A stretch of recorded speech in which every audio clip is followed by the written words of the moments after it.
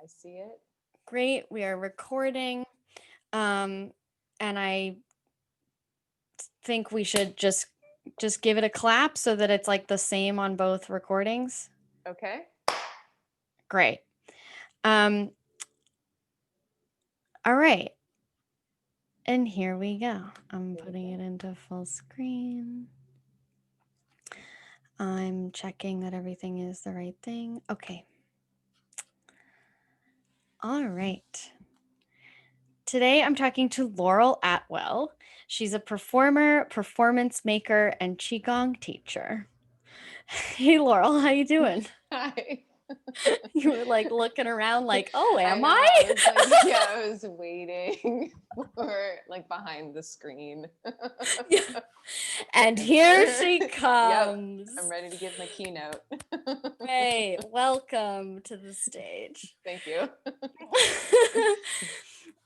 So I'm going to start by asking you not to define labor, but just what your feelings are around the word. My feelings around the word labor. I labor is something that I think about a lot, and I do many forms of it all the time for many years, and I was kind of raised in an environment where labor was something that was discussed as sort of this like canopy general term. So I feel like my relationship to the word labor is forever in conversation and therefore like forever in flux. So sometimes that's like a dirty word. It's like I'm gonna Mm, have to do this like shit, this fucking labor. Um, and sometimes I'm like, oh, I'm doing the labor that will nourish me, that will feed me, that will like enhance multiple people's experiences. So it's a bit of a tapestry. Labor. yeah. I'm gonna like pull a nugget out of there because Pull I've been thinking so it. much lately about the idea that there's things that we do that are work that are depleting, and there are things that we do that are work that are nourishing. Mhm. And I think that's like the two sides to that labor coin. Um, and what I'm starting to understand and like try to really practice is recognizing that I need to nourish the parts of myself that are getting depleted, Mhm. and I can't like fill that gas tank that got depleted with a form of nourishment that doesn't correlate. Like it has to be the Okay, this is same. aha. So you feel as though there are potentially like multiple tanks going on. There isn't like a Yes. mega uber tank and Yes, that and I got certain this. energies. Okay. Yeah, I got this idea from a friend of mine, um, who I met through my friend who is his partner, and he made it so clear, and it really like kind of snapped something in my head where I was like, "Oh yeah, like I'm also considering all these things to be self-care when really they're like really depleting. They're just things that I have to do to like maintain stasis." Oh, yeah. I mean, wow. It's like if we're going to keep pulling nuggets, I want to pull so many nuggets from that because Go for it's it. also like, so one, like talking about duality, like there's this concept of depletion and then this concept of nourishment, and they exist in this sort of opposite. And I feel like I am both at a point of acknowledging that, which may feed into the other nugget, which is this idea around what did you just say? Oh, is something that you just said around self-care. Mm, um and this idea that like you're doing something that's technically helping you or is supposed to be helping you or you've been told is right. helping you, but actually it's confusing, it doesn't go where you need it or want it to. It doesn't It's feel good. yeah, or like yeah, it's like not everyone needs to drink kombucha. Actually, some people kombucha is like a totally like I'm one of those people. not It's like great it's experience. yeah. Yeah. Yeah, I mean just to keep it like very surface, and it I feel like more and more I'm trying to understand how there is the very true experience of I get depleted and therefore I need to refill or find ways to nourish myself, but also trying to really understand how like the coin is really wobbly and there's a dip or it's flimsy and I can kind of like move it around and so things slip from depletion to nourishment and from nourishment to depletion and one action depending on the day, much like how I'm talking about labor, depending on the day is going to work in a positive and at sometimes will work in a narrative. So to again like talk about labor, like staying vigilant inside of something like care or health, you know, which in the world we live in is becoming like a radical act Yeah. for better or Yeah. worse. Yeah. Yes. Okay. So there was a lot in there as well. And I wanted to, oh, okay. So I like this idea of like that it changes day to day, like that your relationship could change day to day to like different activities. I've been experiencing that a lot lately where like there's things cleaning. Cleaning is a great example. And this is partially related to a conversation that I had with Brooke recently. Um, where like what I'm noticing is that on days when I'm feeling depleted, um probably not even physically but like mentally and emotionally and spiritually, cleaning is like, oh my god, like this, I cannot imagine doing the dishes right now, or like sweeping the floor, like, oh, how could I possibly do that today, you know? and and it's moments like that where I have these thoughts of like, I wish I could pay someone to do this for me. I wish a friend would be like, how can I support you today? And I would just be like, can you help me clean my apartment? You know, like, and then there's other days where, oh, here comes my cat. There's she just like skidded into here. Um, and speaking of like witchcraft, it's my black kitty. Button. Okay. So there's other days when I'm feeling very nourished and like you know, I feel very playful, and then all I want to do is clean, and I'll actually like not do other things because I'm so into the idea of cleaning, and it feels ritualistic, it feels like a cleansing rather than just like a chore. And I'm trying to kind of take some inventory of like what creates the environment in which I have that relationship to it. Right. Because when I hear that, I'm like, okay, there's like a concept of time playing into that, then like the energy level, then also like how desire is kind of bouncing around in there too. Because even if maybe you're feeling depleted and aren't in the mood to clean, you still have a desire in there somewhere because you're like, I still want it to be clean and I want my friend to come over and maybe like clean or watch me clean or something like that. Yeah, So hang out with you it's while I clean. yeah, and it's and yeah, like the what are the parameters that create possibility or what are the parameters that take potential and turn it into like manifestation or like activation, which Yeah. is like such a huge part of all of this. Like how do you take the alchemy of all of the moments and allow it to create like, I mean, what also sounds like it's sort of like the perfect moment of like I have a lot of time and I'm feeling good. Cleaning will like enhance a certain sensation because it is very ritualistic and it's like, I mean, it's such a like taking inventory of space, like architecture, objects, you're recharging everything, like from the concept of, you know, yin and yang, you're just like re-spinning the wheel and everything is getting to have like a reclamation with you and your body and your energy by touching all of these things. And Mm. so you're cleaning on one level by dusting, but you're also cleaning by like reorganizing like on a like alchemical level as well. Definitely. Definitely. Charge. Pause for 1 second. I'm gonna make a note for Stella here because I just want to close my curtains. There's like a truck outside doing something. Mm.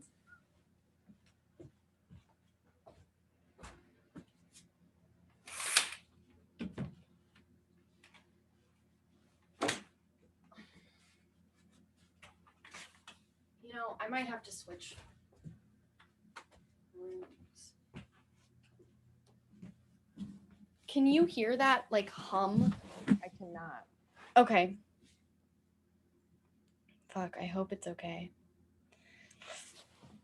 Oh, it just stopped. Oh, okay. It just stopped. Okay. So, sorry, hang on 1 sec. I just want to tell her where this is happening. So it was like 11 minutes in or so. Okay.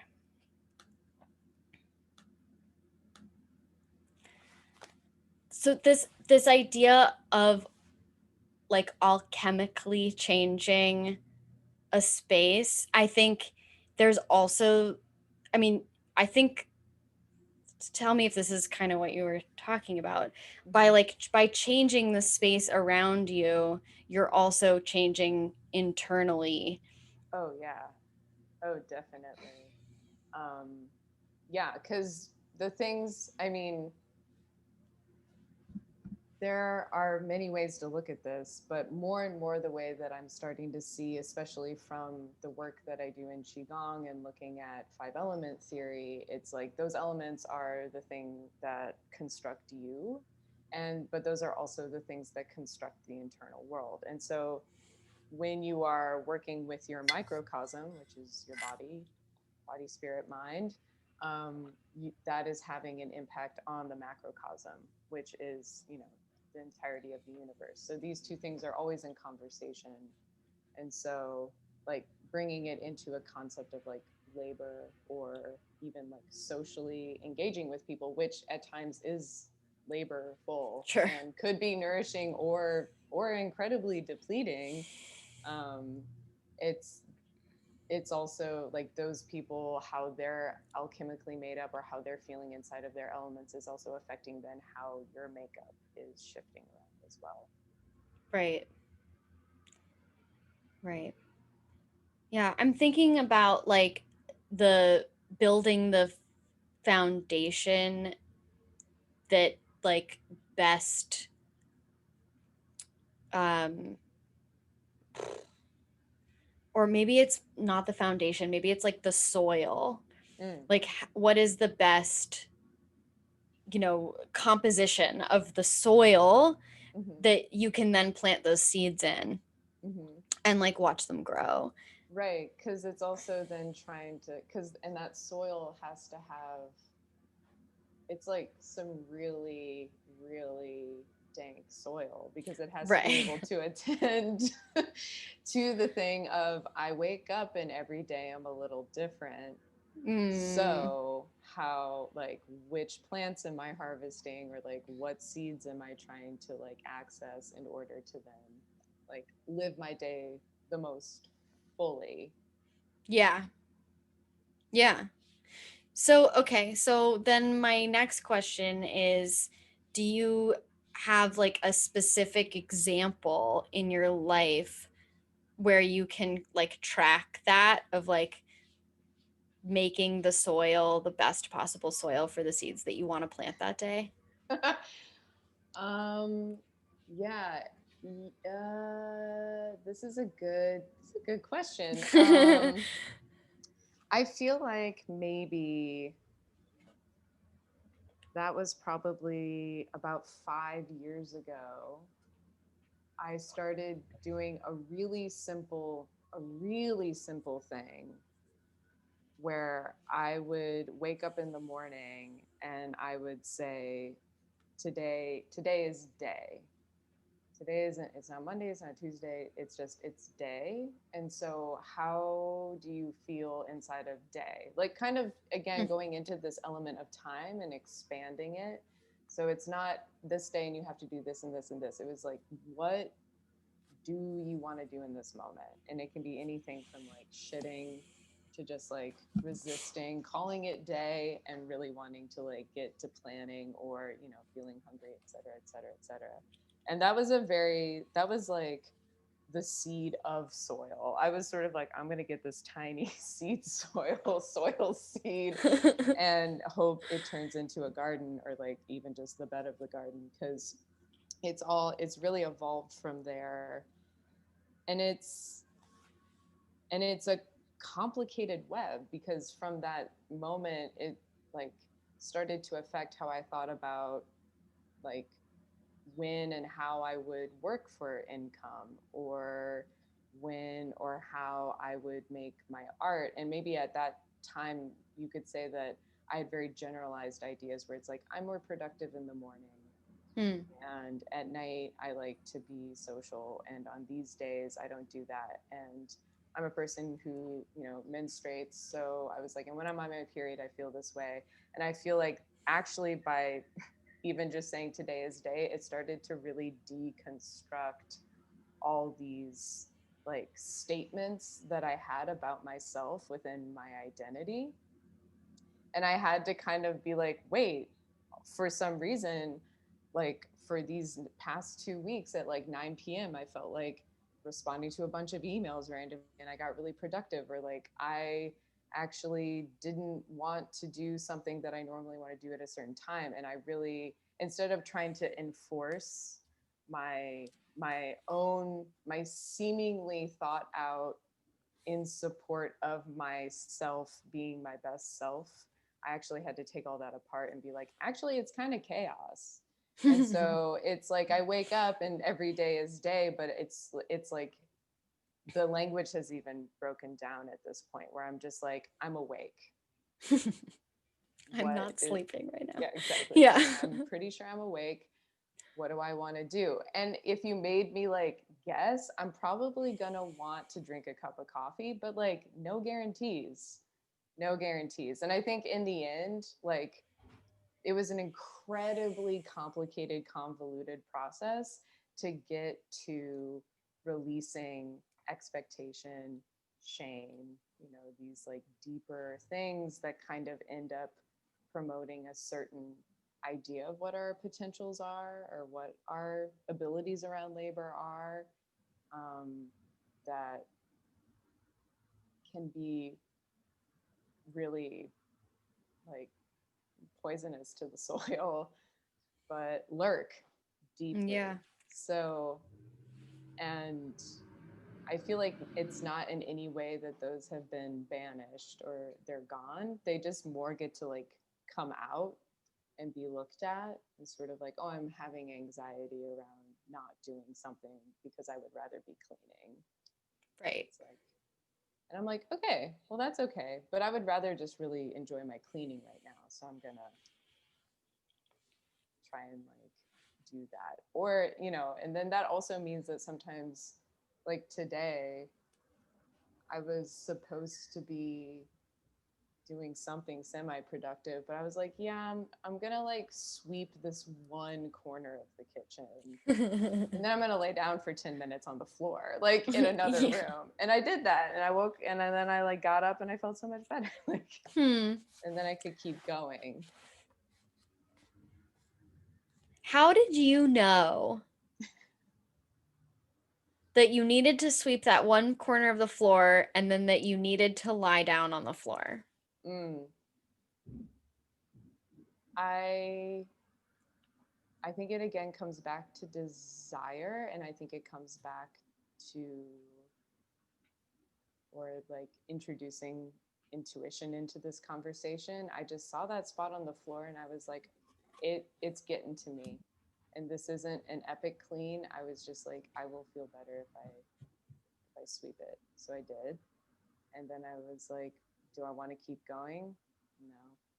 No. What needs to happen? I was like, you need to get grounded, like lay down. And so then I It's like it's such baby steps with the chaos muck. Because it's Yeah. like, do you set a timer when you lie down? I was like, no, not right now. And it was like, well, what if you fall asleep? And I was like, put on this podcast about morphic resonance. Maybe osmosis, you'll learn something while also like getting grounded. It's complicated and it's not organized and it requires a ton of attention and labor, but I'm also it's willing to have the trust to know that at some point it will get more efficient. It will get a little, it will have its, even if the system doesn't make sense to me or anyone else, it will like figure itself out and I will flow with it until it's time to like do something else. Mm-hmm. And it's it's difficult, but I've found so much more ease or like this ability to tap into something called nourishment from this place than than by trying to kind of force myself to to tap into like the should or the well, it would be more responsible if sort of conversation. Yeah. So this today is day, like, nonlinear time idea. Mm-hmm. How has that changed during COVID? Mm.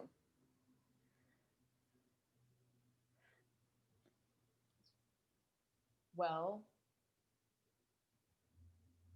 this is this is also I feel like I'm like admitting all my all my all my structural flaws because this is also, today's day is like happening and COVID, when COVID first happened, I mean, I lost all my work. I lost everything. And so it was like, okay, you're about to like really be inside. How are you going to attend to time in this way? Because you're about to have so much of it that, and you were just coming out of having no time, really. All your time was being given away to something in some way. And so it really felt like I went into like a residency or like a like a retreat around get to know thyself and like do it in this very intensive way. So it's kind of like today's day, but you're still here. So what are you going to do about it? While also then almost immediately creating like a structure around teaching where I was like, oh, I'll just like invent a schedule that I then will have to show up for. So it's also, in this thing of like, yes, there's nonlinear time, but I'm also a human being. I'm also a person that's like trying to make an income. I'm also a person that is very much trying to attend to the role of being human, while like experiencing like these psychedelic like events or like these ethereal or magical events, um, while also, yeah, being very mortal. So, built a schedule that I've been attending to every single week since like the second week of March or something. So, Wow. non-linear, but at the same time, like so Yeah, rigid. organized in some ways. But I teach qigong, so it's also like I'm scheduling these very specific things that I'm having to show up for, but it's all about people gathering and kind of like moving into this like other realm together. So Hmm. it's the constant in and outing, yes and knowing, either or, but and Hmm. experience, which I feel like today is day plus this. I feel like all of COVID, I've just been having the long hard look at the self and seeing what I'm up to and kind of or trying to the best of my ability not look away. Be like, okay, here's that, Right. here's this. It's like today's day, and it's like, and you are you. That's Yeah, like and what I am COVID brought me. out. Yeah.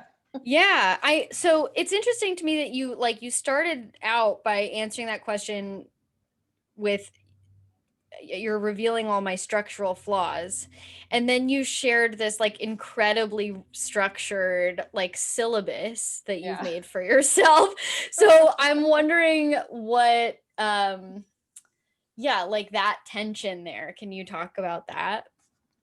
Well, I think it's this thing of like I see it as a structural flaw because I'm being given the opportunity to really potentially push what it means to not be inside of structure. And my response to that is let's build a structure. Let's build a structure and let's like build it in a way that's about doing it all the time. And Hmm. so I feel like recently I'm about to take like a break from teaching that I also schedule, like I structured it in, knowing that I wouldn't if I didn't do that to myself. And for me it feels like it's a flicker or it's a reveal of something else, of like what are you avoiding, how is this sort of like a crutch or a thing that you are doing to resist something else. My friend recently has been talking a lot about the idea of a blind spot, having blind spots, and I'm sort of like, this feels like a very like shiny. It's like a very shiny blind spot. It's very shiny because I'm somehow being very open with it, and it is about like people taking these classes, like you can see me inside of my my blind spot, which is I would choose to like schedule and do these things as much as possible as opposed to maybe enforcing myself to take space. I mean, I'm of course talking about this all kind of outside of like the larger capitalist construct of, you know, working in order to make money. But again, that's a question that I have about my relationship to that construct, because I could so easily make that excuse of I have to work this much because I have to make money. Right. And it's like, well, that's just this very predetermined shoot. That's like a groove in my brain that like was there from the minute I was born almost. Like you're going to have to work to make money. And so what does it mean to attempt to challenge that while also still doing that? And I hear that and I'm like, oh, there's fear in there because you could fail, you could have nothing, you could have a lot, you could all of a sudden like figure out some funny like 4-hour work week or whatever the hell it was. Right. And what do you do with that information? So I think that's what I mean of my structural flaws. It's like my structural flaw is I still somehow believe in structure. I want to backtrack for a second because I'm Mhm. going to share something with you in the hopes that we can brainstorm. Someone pointed out to me recently that blind spot is an ableist term, and Oh, I don't really have a good alternative. And I'm okay. wondering if we can use Ooh, this moment to find something that's more specific to what we're talking about. yes. I think for me, well, I think another term that I could use is like a lacuna, or like Can mm, you define what's a or lacuna? like it's like a big absent space. It's like a hole in Okay. space, hole in time. So it's sort of like, but it's okay, it's like a big hole in space, but I can't see it or I don't know that it's there. So maybe it's, those like funny and like traps or TV shows or movies where they like dig a hole and they cover it up with leaves and then you step Yes. on it, you fall in. It feels a little bit. like that. Like I'm walking along and I've even stepped in one of those, but I'm going to keep like in a cartoon way, like my legs are still moving as I'm going down because I'm like, I'm just going to work right now. What do you mean I just fell Yeah. into a hole? Like no big deal.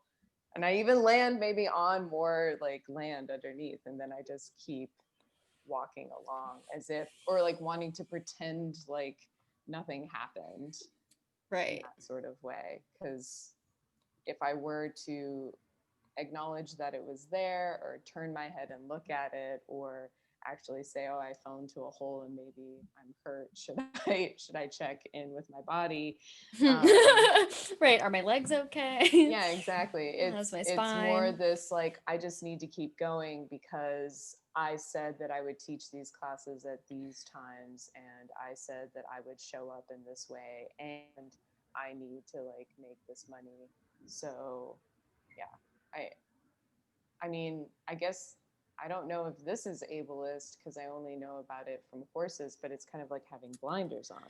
Yeah, no, I don't think that's ableist. And I think I've shifted a bit toward using that metaphor of like, there's only what I can see.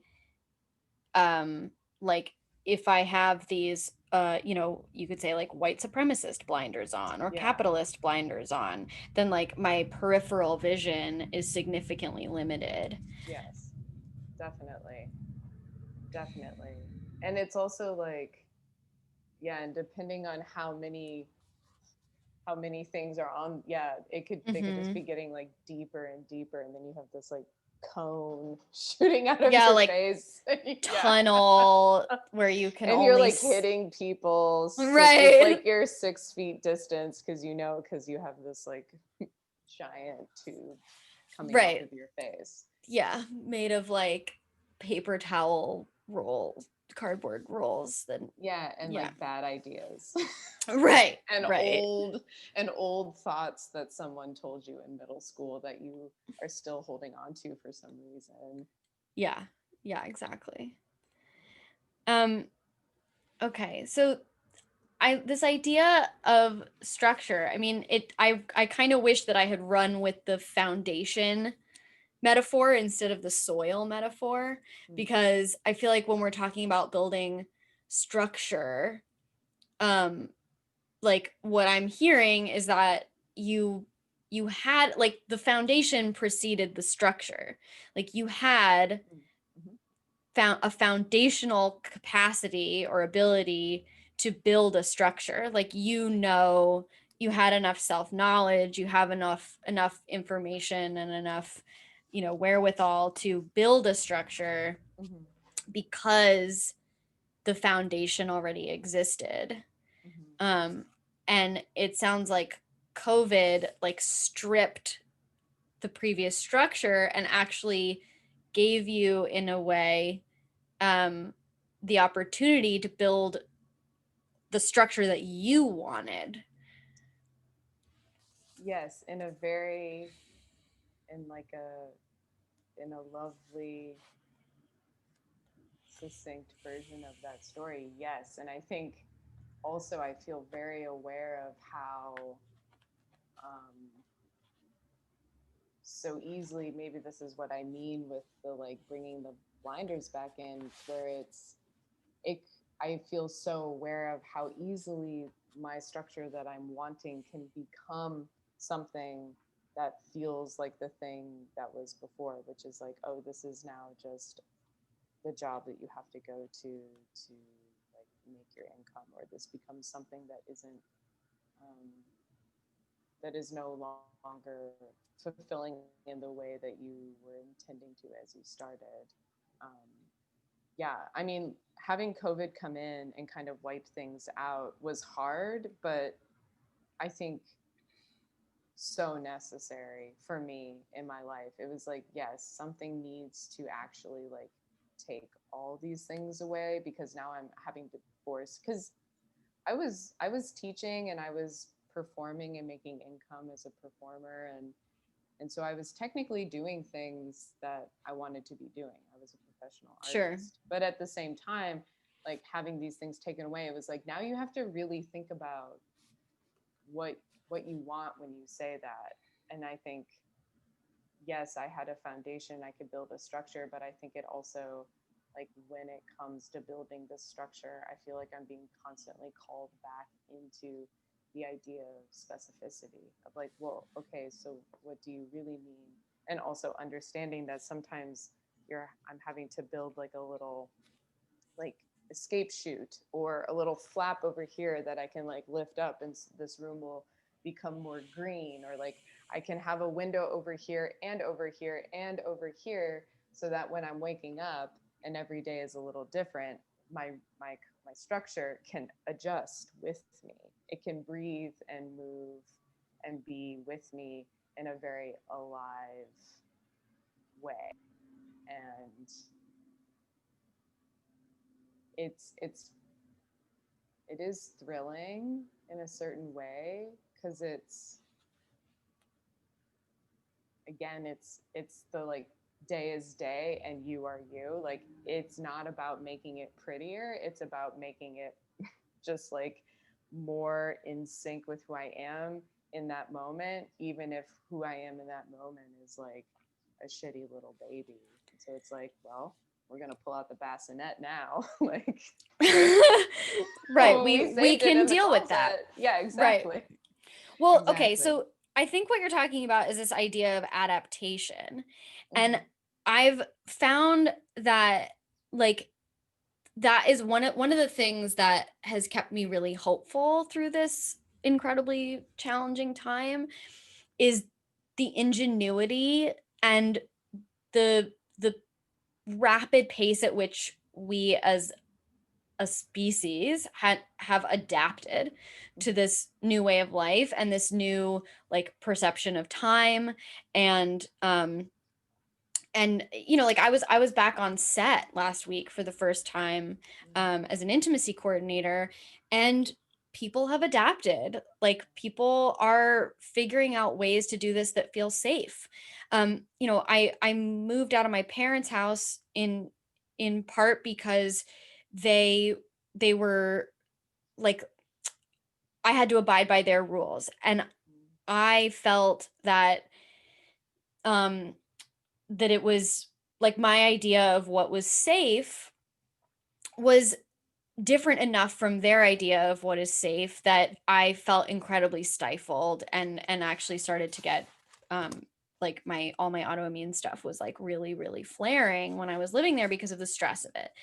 And I moved out August 1st, and a month ago my dad was like, I'm ready to start, like, doing our monthly dinner again.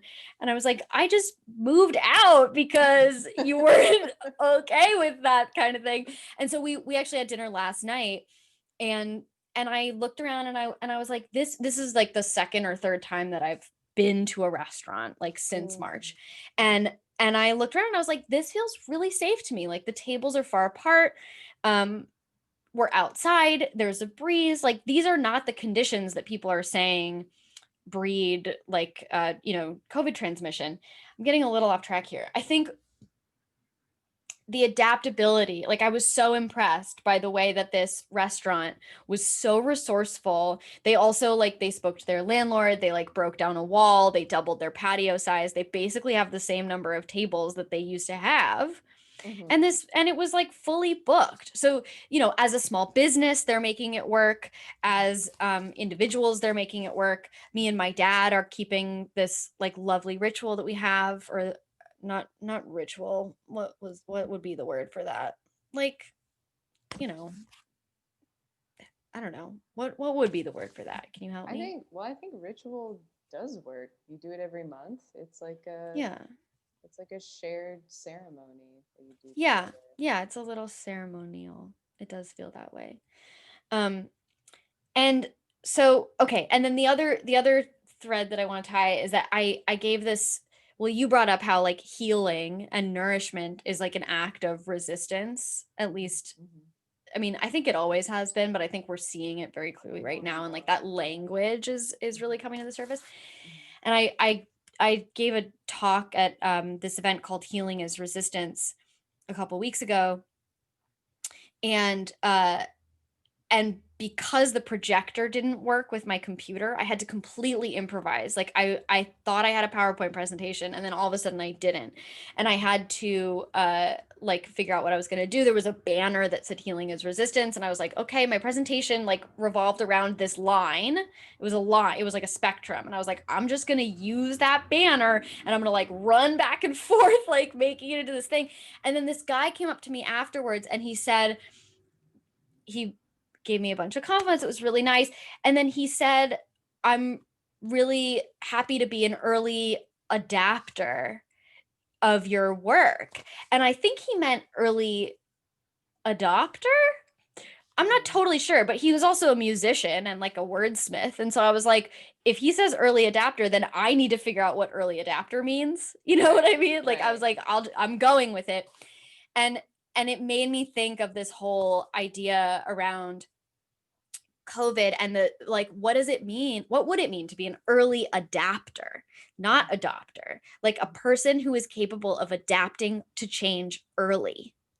Yeah, well, and I like the idea of him saying early adapter and having that be his intention of what he was saying to you, meaning that he's also taking what you're teaching him and he's like integrating it into his own body and then like using what's working and letting it morph and like transform and like be in conversation with his ecosystem so Right. that it actually is like fueling him as opposed to maybe not just like doing some sort of like copy paste idea of like, Mm. you know, well, and this like goes Oh, into like the yeah. concept of like open source crediting, which is like a totally Huh. different conversation, Huh. which we could bring into this, which I mean, I'd be so down. But yeah, it's sort of, it isn't just like Mia told me this thing, so it's true. It's like I went to a thing that I experienced and Mia was there and they were saying this and I've seen from my life that I experienced it like that. You know, it's like it gets a little Yeah. like more silken, like I'm seeing it like a huge like Ooh. piece of fabric like unfurling in a way. Yeah, adaptation is so resilient and also kind of unreliable in that way too, because it is about blending things sometimes or seeing what isn't working and it's like, oh, I don't need this fourth limb, I'm gonna cut it off. And then it's like, and now I'm doing my life how I used to do it with four limbs and I'm doing it with three. Things are shifting around and like what is the story of now like phantom limb experience, you know, like I feel like that means that the story then like divides at a certain place, and adaptation is about also like new truths or Hmm. new realities in a certain way, I guess is what I'm trying to say there. um I mean, I think as humans we're never not adapting. I think COVID was sort of this like macro epic adaptation inside of, I mean, I like adaptation that then drew out so many other things, like then the Black Lives Matter protests coming back in and like that in a very hopeful way getting like more integrated into our everyday, so that it isn't about, again, going back into the idea of like orgasmic Mm-hmm. expansive energy. This thing busted out like it needed to. We were so inside for so long, so yin, so internal, so isolated, and then it's this need to just like be out, be collectively angry, be collectively loud, having like mass expression of heat and anger Right. and desire again. and and I feel like my hope is these ideas of adaptations, it's like it is this idea of like this guy liking what you said, where it can get more integrated and then we can let it become this like very long piece of fabric that just keeps flowing in this very um, like strong resilient way that has like early adaptation qualities.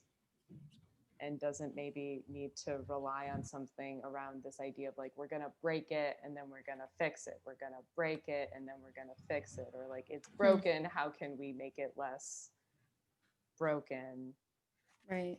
It's, I mean, I also like the idea, which might be unpopular, but also the adaptation of like, I'm going to close down my restaurant, I'm not even going to have my restaurant anymore. Like there's the adaptation to safety, but also the adaptation to like the unknown. I'm just gonna, Yeah. yeah, I'm not even gonna have that thing anymore, it's just gonna go away. Which, I mean, I think some people have been forced into, it hasn't even been a chosen Right. experience. Yeah. I think, you were saying something about like this idea of early adapting or adaptation as like a way to actually integrate something into your mind and body. And I would say even like embody that new Mm-hmm. information. Mm-hmm. And it was making me think about, I think, so the way that it played out was that this guy was like, early adapter. Wait, is that what I mean? Yeah, early adapter. And I was like, cool. Like, that, if that's really what you mean, then I'm going to like figure out what that word means. And I think that the difference that I'm now seeing is that an early adopter of something can be very superficially done. Yeah, that sounds like fad to me. It Like, right. And so I'm thinking about things like activist lingo, like putting an X in like every fucking word, where you're uh-huh. basically trying to say that it's inclusive, and there's actually like a history to that X that I won't get into, but like I don't like that X. Mm-hmm. Um and I used it at one point, kind of like regurgitating what someone else had said, and I was like, oh, I don't like that, like fuck, and I ended up issuing an apology. But I think that that was a very mindless adopting of Mm-hmm. something that was Mm-hmm. not actually embodied. Mm-hmm. Mm-hmm. And I think this idea, even like if you're looking at things like performative allyship, like that is maybe you're an early adopter of like language and movement and different kinds of things. But until you're actually using those things to adapt, to Right. change, to like really embody them, then Yeah. they are, first of all, not really of you. Like you're just Right. kind of painting them on. And second of all, they're not really effective Right. because Right. they're not coming from a genuine aligned place. They're coming from this like you're just like parroting things.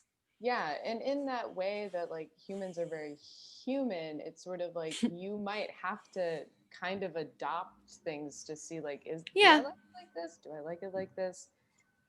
Do I like it like this? It's the danger when it becomes that's the only thing that's going on, of like when it just like trying things on and not actually letting them slip in and letting them stay. Because when you say that, it also sounds like adopting can stay in like the conceptual, it can stay in the Yeah. cerebral, it is the like I can learn the lingo, I can like mimic, mime the everything and get really good at that.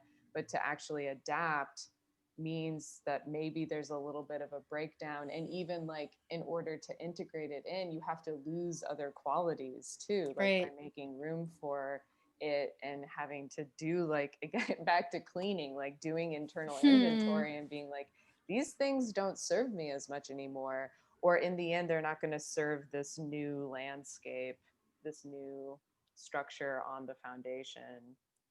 Right. And I They need think to go that away.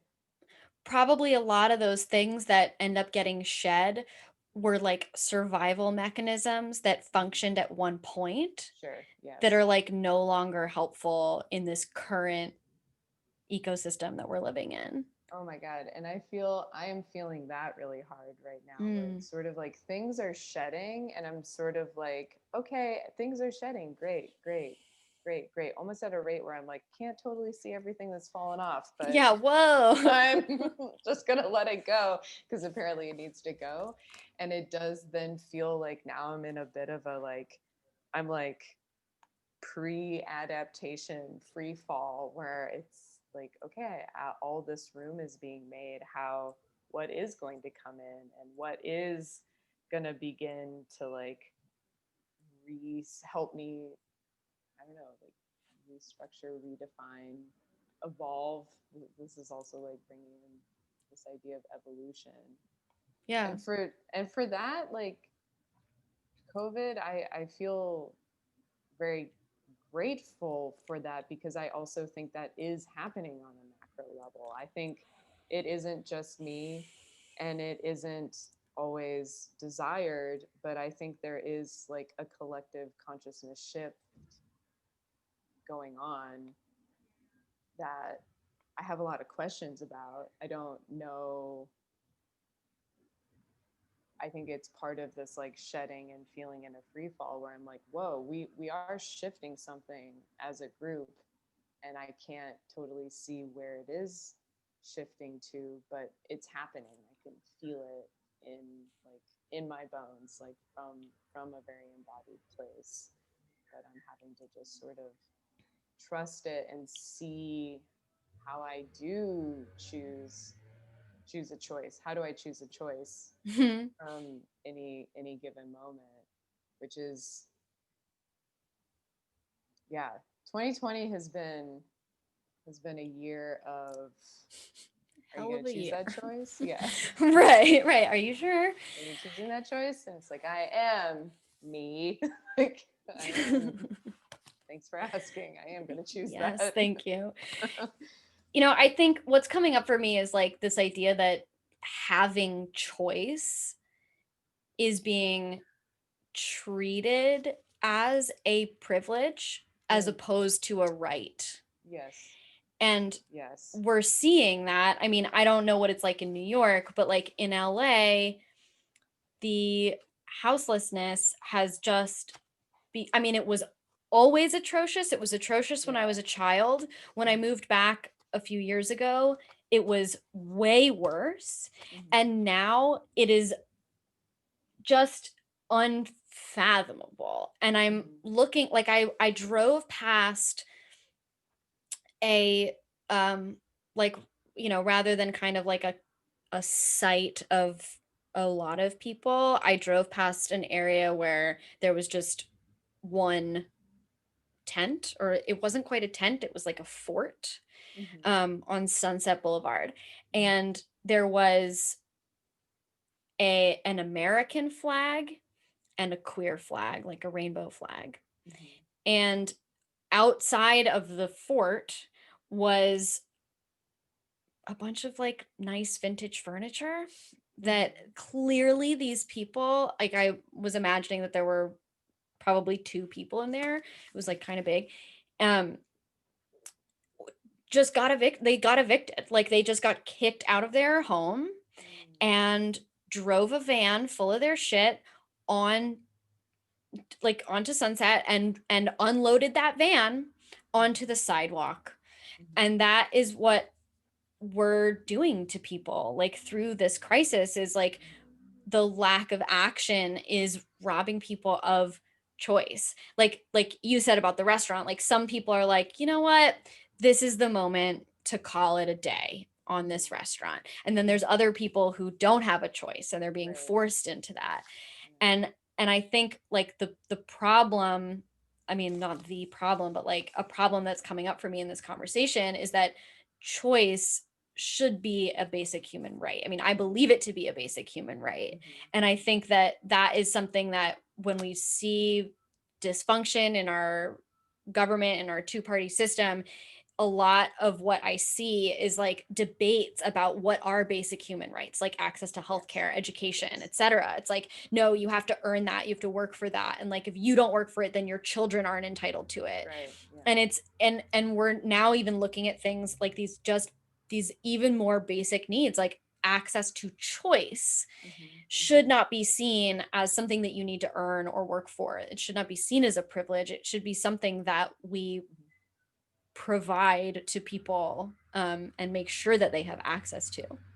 Yeah, absolutely. Absolutely. And yet it feels so slim and rare and hard to find. Like I feel like so much of my day I'm often like and I'm a person that has so much choice in their life, and yet so often I feel like I'm digging around trying to find where I get to have choice, or I'm like inventing things in order to create experiences where I am practicing choice, so that I can also like understand it better, like you're saying, so that I can understand it better, so that when I am in a situation where choice is not being offered, I can be like, wait a second, I know about this, and like you're saying that it's not here and it's not allowed and it's not an option. And actually, from my like, this is where like art becomes so productive, because you create like an entire universe, and you like exercise and you practice and you can rehearse things, and it's like,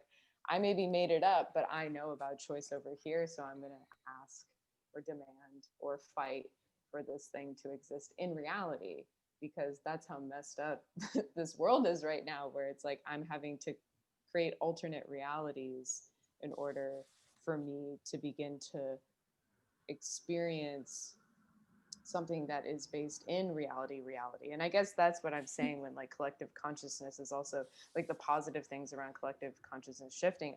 I feel more and more I am seeing sort of like fantasies or large things that maybe were impossible are being invited in a little more and a little more, and that creates more um, energy, power, focus, charge, material, like material meaning like literal mass, but material also like fiscally. I feel like the fiscal bend like coming around and like starting to back things up, where it's like, no, this gets to exist too. And because of that, it's a universe where someone who maybe didn't get to have choice all of a sudden is being allowed to live a life where they have choice. And yeah, like you're saying, so much of so much of politics and policy is around deciding who has choice when and where, and the desires to have less people making more choices. Right. And who gets to like the inherent power dynamic and hierarchy that comes from there being some people in the world who get to decide who else gets choice.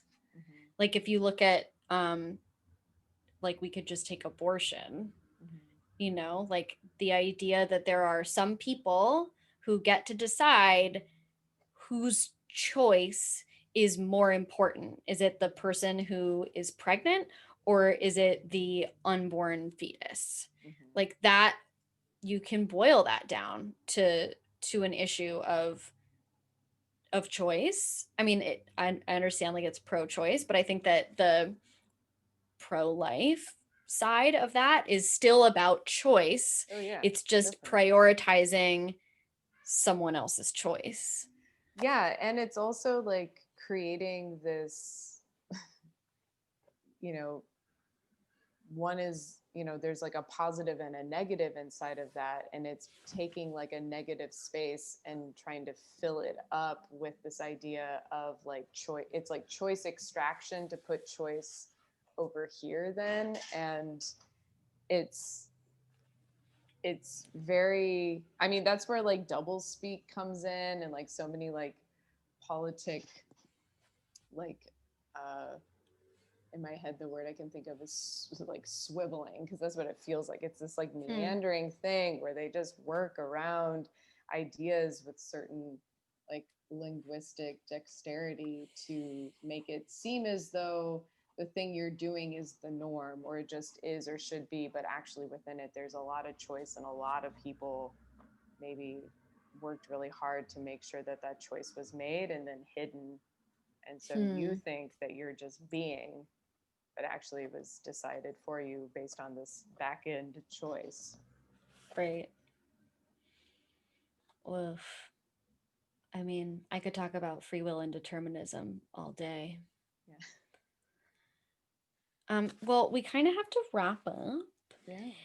Um, so Wow, this took so many turns. It really did. Yeah. It really did. And I feel like we were really cracking it open there at the end too. It was like we were going to talk about Yeah. some stuff. Well, and actually I'm now thinking about like how choice ties in with consent. Mm. Mm-hmm. Because when we don't ask for consent or we don't practice consent, Mm-hmm. um and this is a slight tangential thought, but I do think that there's a difference between getting consent and practicing consent. Like, I think you can get permission without practicing consent, and that can be really problematic because Ooh. you can coerce someone or manipulate Oh. someone into Uh-huh. saying yes to you. Right. So Or you've you can gotten kind permission. of, and you can kind of lean on like elemental environmental stuff to kind of conveniently place something in your favor, sort of thing as well. It feels like that a little bit too. I would even tie the thread all the way back to the word you said, which is duality, Uh-huh. which is the idea that there is this mind body split. And so we prioritize like words and intellect over feelings and bodily sensations. Mhm. So there's this way that people try to get consent in a provable, quantifiable way by getting a Mm, yes, I even though what see. they're Yes. ignoring is body language, prosody, and eye contact, and all the other Right. ways that Yeah. we express consent. Um, and and the other ways that we express consent are embodied ways that we communicate Mhm.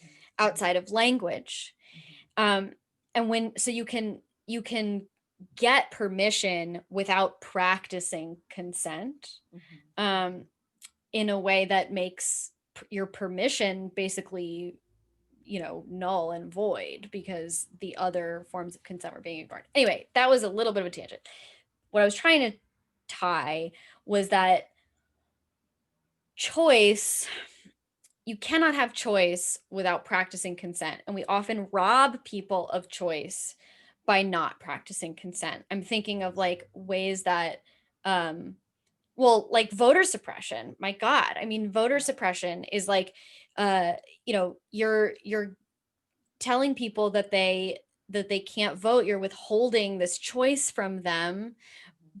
by like even before that, not bringing consent into the equation, making sure that they can't access this thing. Mhm. Like even the way that Trump right now is trying to like discredit ballots that didn't make it in by Right. election day that were like postmarked before election day. Right. Like those people had the illusion of having access to choice, Mhm. but in fact their consent is being violated in all kinds of ways. They're being Mhm. completely manipulated out of being able to engage with that entire system. Participate. Yeah. Right. Yeah. Wow. Yes.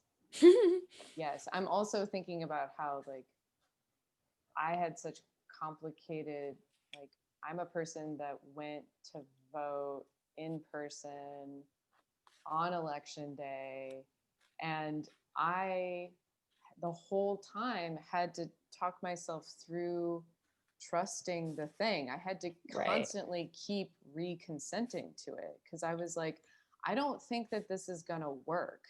Like, I don't think that my ballot is going to get scanned and it's really going to go through, even though it's all like my name was in the system. I got to vote.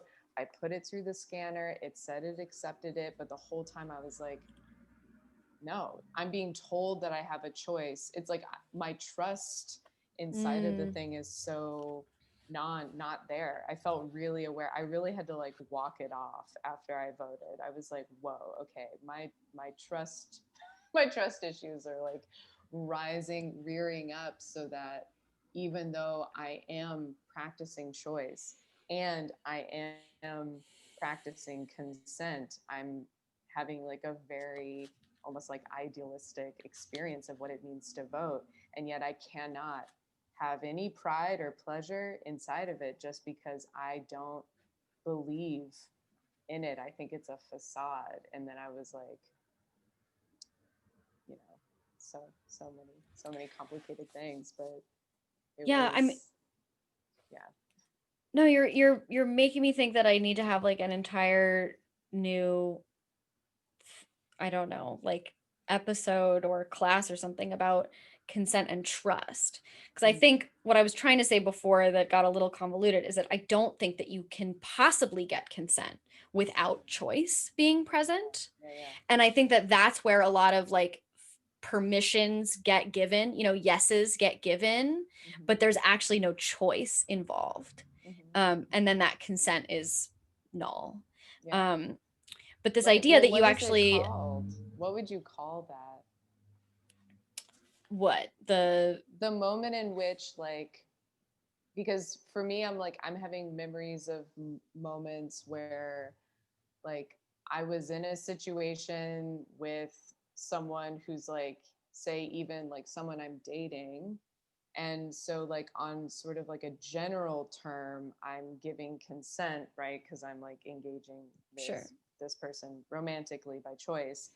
But there's a situation where, like, I'm not being actively asked about consent, and yet I am being, in the end, kind of coerced into saying yes, even to like the most casual things based on like a certain emotional manipulation or something like that. And it's sort of like in those moments, there's like a part of the back of my neck or the back of my brain that's tingling, that's sort of like, I'm telling you that this thing isn't exactly the thing that you are in. And yet reality is showing like you're just having a nice time with your romantic partner. So, Hmm.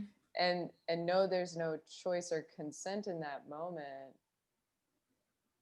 but there's still like an agreement on something because I'm still agreeing to something, even maybe if I don't know it consciously, which is like how coercion can come into it. I'm being Right. told that I'm having a good time regardless of what I'm actually feeling. Yeah, I like the idea of like naming that phenomenon. I don't have a name for it, and I Mm, think that what is, I mean, for the time being, I've just been calling it, I've been saying like you can sometimes get permission without practicing consent, and then that mm, permission is meaningless. mhm, mhm, mhm.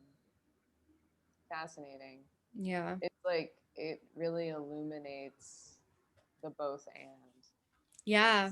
It's everyone actually has to, it's like everyone is getting to have a choice, and that may mean that everything has to slow down and get a little more complicated, but wouldn't that be great?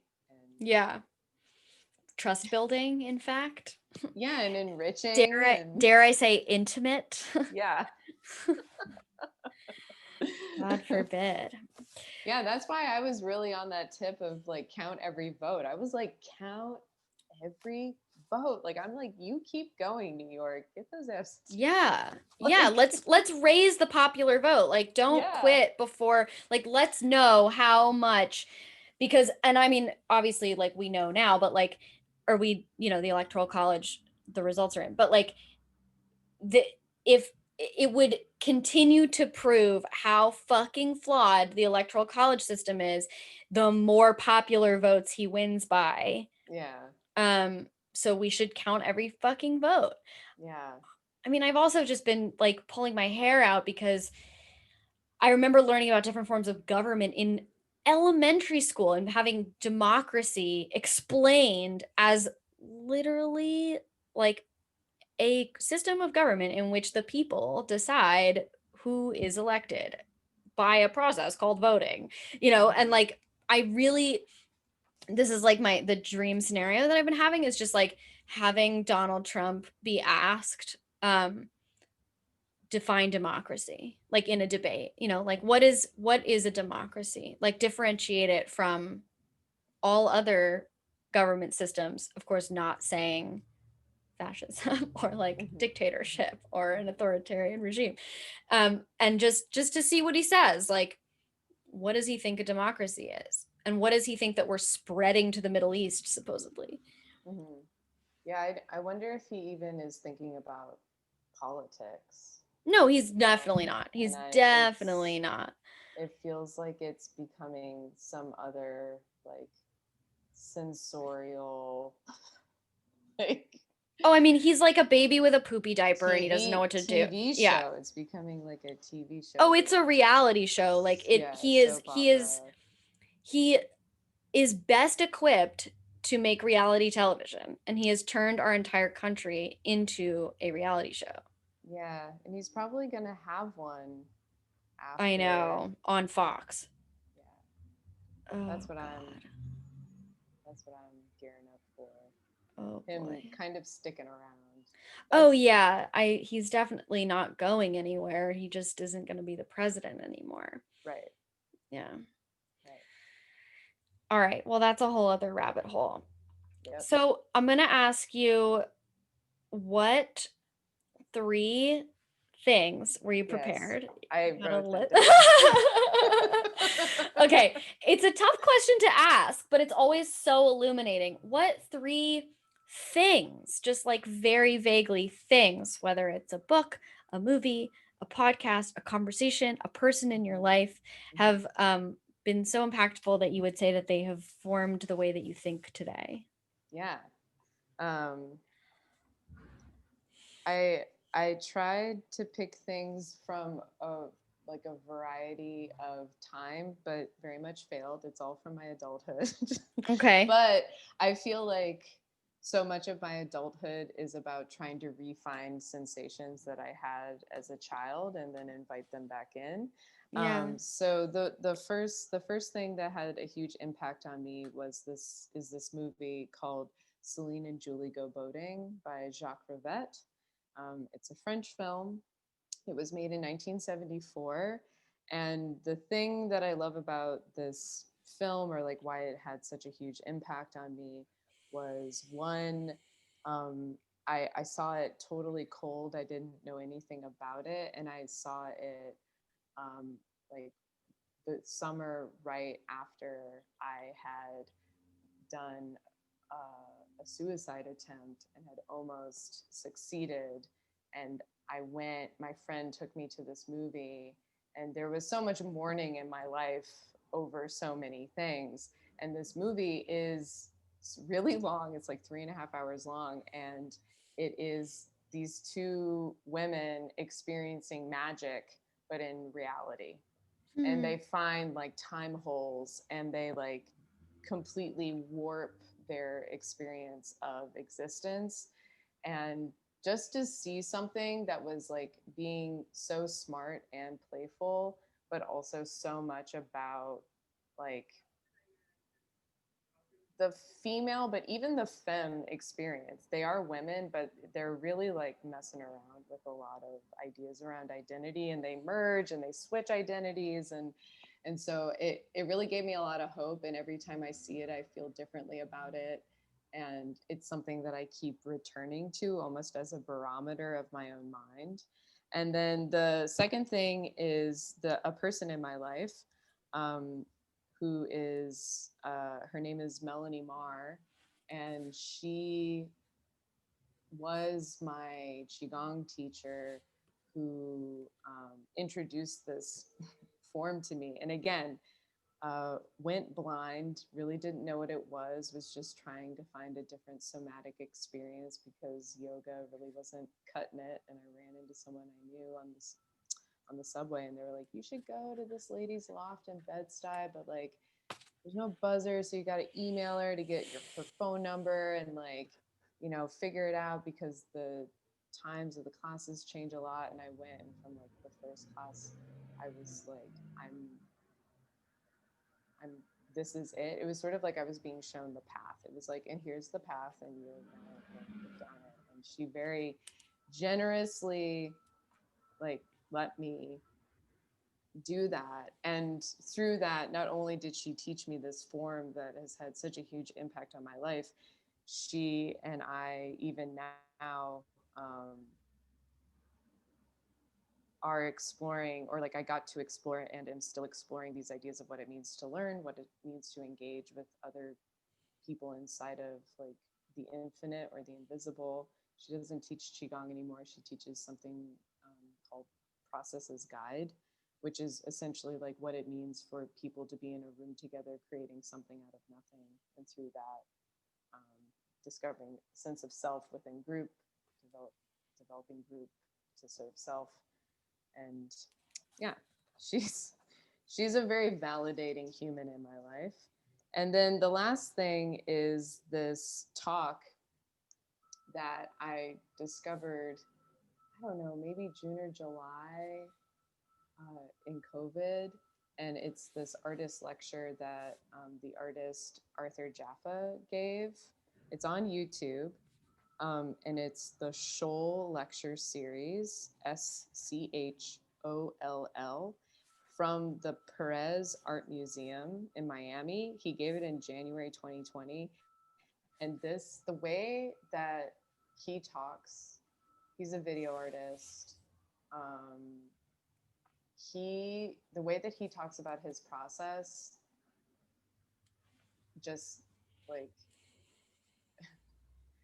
I mean, like blew my mind, but blew my mind because I was saying yes. It wasn't like I've never thought of that before. It was just like, oh my God, yes, yes, yes, yes, yes, yes, yes, yes, yes. And this person seems to be like creating and manifesting and thinking on a level that feels so good. And so to hear him talk and to hear him talk about even, like some seriously grotesque things, like he looks at the Black experience and is making art about the Black experience, which includes like murder and demise and obstruction and callousness and all these other like totally detrimental things. um, but he's doing it in a way where there seems to be such little fear, and he seems to be doing it in a very generous way where he's like, it is about it being seen, but also I'm not making this for anyone other than Black people. And like you get to witness the conversation, but the conversation is specific, and that kind of like oscillation and pendular swinging, and him like really playing with all of that while then like speaking about even the most specific of just like how he goes about making what he makes, really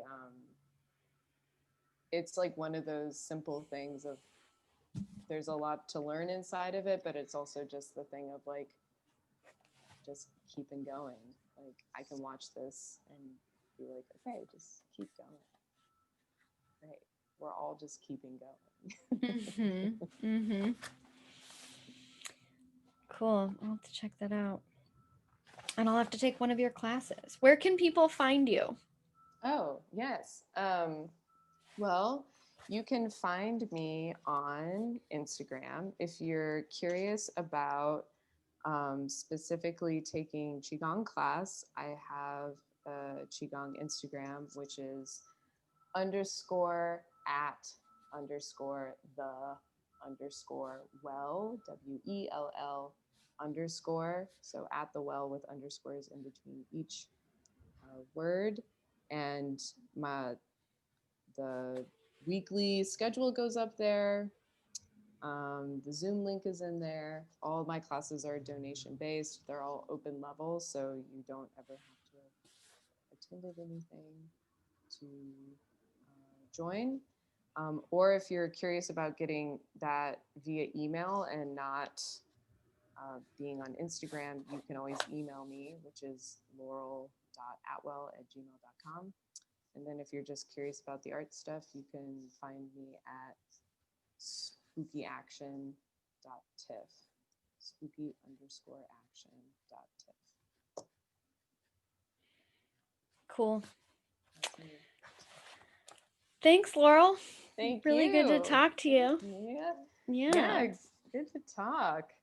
I almost feel like it's like we got to do these again, but I have to interview you so that. Ooh, that's an option. Let's talk about that. I'm going to stop recording.